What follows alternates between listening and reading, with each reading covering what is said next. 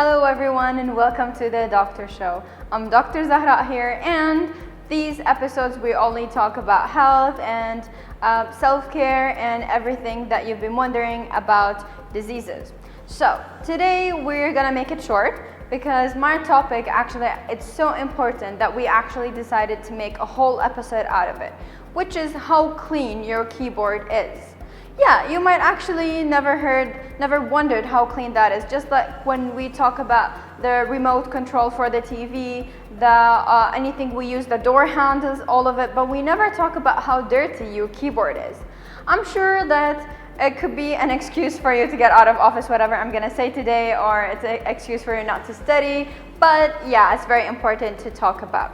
So, a research in the UK happened when one microbiologist came and took 33 random computers from certain offices, working offices in the UK, to see whether they are dirty or not. He made on swabs and he took it to the lab, and he actually saw so many bacteria kinds, and one of them is like Staphylococcus, it's E. coli, which they make potentially very dangerous diseases. So all in all of these, they're found in your computer. So these actual keyboards, sometimes they have more bacteria than your toilet seat. Can you imagine? Your toilet seat is more clean than your keyboard that you're literally using every single day. Whether you study, whether you work, we use them every day now and then because of all the daily activities that we should do. Even if you Google something once in a while, every day, you make your schedule, you make your daily Netflix time, I'm sure you actually touch your keyboard and use it to search something or write something. So out of all the 33 keyboards, more than 5 of them had potentially very dangerous diseases, the bacteria that causes diseases, and more than 4 of them, they actually were more dangerous than a toilet seat. Can you imagine? Because the toilet seat, it's usually flushed at least. We actually tend to clean it because we know it's actually unclean. But do we know that the keyboard is unclean? It's not a common thing to actually happen. So, all of the dirty keyboard is actually contaminated, and it's actually transferred from one person to another. Especially if your co-worker uses your keyboard as well, he would take all the germs and take it away, or he will bring you more germs. So please try not to share your keyboard and to clean it once in a while. What other things that could actually cause? By the way, when we transmit germs, now we know a bit more information about it, especially since the COVID-19 happened, and we knew that we need to wash our hands and all of it.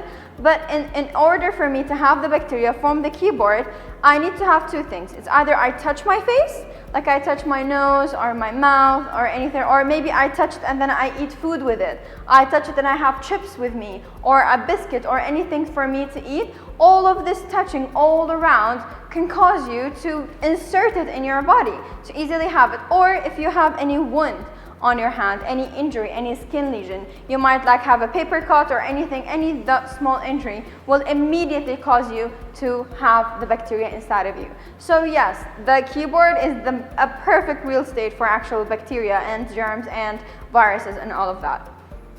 What to do to actually protect ourselves from all of that? What to do is the cheapest, most effective method ever is to simply wash your hands. That's it. Before, after using the keyboard, whatever you do, wash your hand and make sure not to touch your face and stay perfectly clean. Because all these research, they're actually very, very accurate researches that have been done on keyboards, because people sit on the keyboard all day long working and doing things. Things are actually, if you look around the room right now, all around you, every single surface has bacteria. But does it actually stay? No, we make sure to wipe all the surfaces all around. But the keyboard, because it has a lot of spaces inside, it has a lot of holes that the bacteria could actually make a habitat out of it and make a perfect cozy home to actually live there and have as the place to live. So it's actually very potentially dangerous. That's why I'm going to talk in general, what are the measures that we should do to keep everything else around us clean. Of course, some of them now, you know that the coronavirus actually gets very transmitted between people, so because it's infectious, that means that you can actually transmit it from one person to another. But other things can actually be transmitted as well, just because if you're touching them. So washing hand is mandatory, and washing hand basically 2 minutes. Every time you wash it, 2 minutes, wash the spaces between them. Make sure to wash your thumb. Make sure to wash your fingers, because there are bacteria under your nails, so you wash it very, very well. And take your time while washing it to get rid of all the bacteria, especially before eating or going to bed. Okay, especially if you feel like you want to scratch your face, you want to actually blow your nose and all these things, make sure to actually clean your hand very well. Please do that. It's very, very, very important to prevent anything. Guys, whatever I'm saying is very preventable. You can prevent an actual disease. Sometimes we can't prevent things like genetic diseases or something you're born with. But whatever I'm saying is something so preventable. It's very easy to do to prevent it, to actually just wash your hand and you're not going to have a disease. A lot of diseases can happen, like diarrhea, like vomiting, like having stomach issues could take years if it's E. coli. So all of that can actually be very preventable. Even sometimes food poisoning happen because of it. People not washing their hands, going and cooking the food. Or not washing the vegetables well, or not washing anything well. So it's super easy and super cheap to actually wash your hands very well, to actually make sure to prevent these things, because they're very, very easy to prevent. What other things I can do? Clean the keyboard. We made a study, as doctors, not me, so we made a study that 4,000 people were asked whether they wash the keyboards or not. And guess what? Less than half, they've actually washed it. More than half, they've never even thought of cleaning the keyboard. Can you imagine? It means like almost 3,000 people, they didn't even wash it or clean it or anything.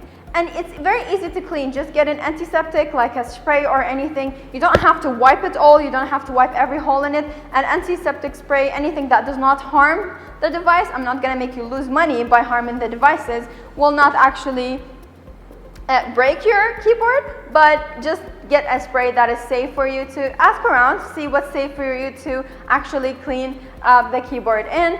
And what else you can do?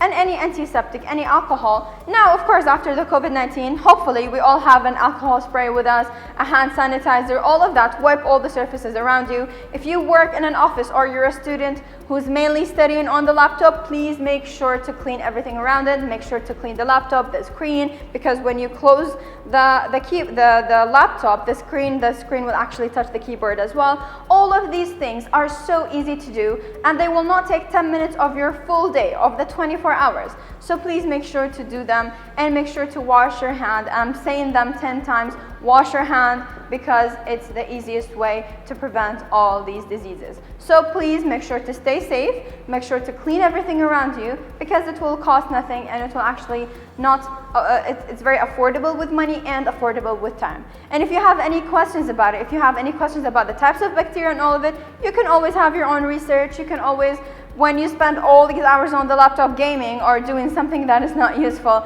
please make sure to even Google for 5 minutes what are the bacteria that are in the keyboard and how to kill them easily with antiseptic. That's it for today's episode. Thank you so much for watching, and I'll see you next Tuesday. Have a good day.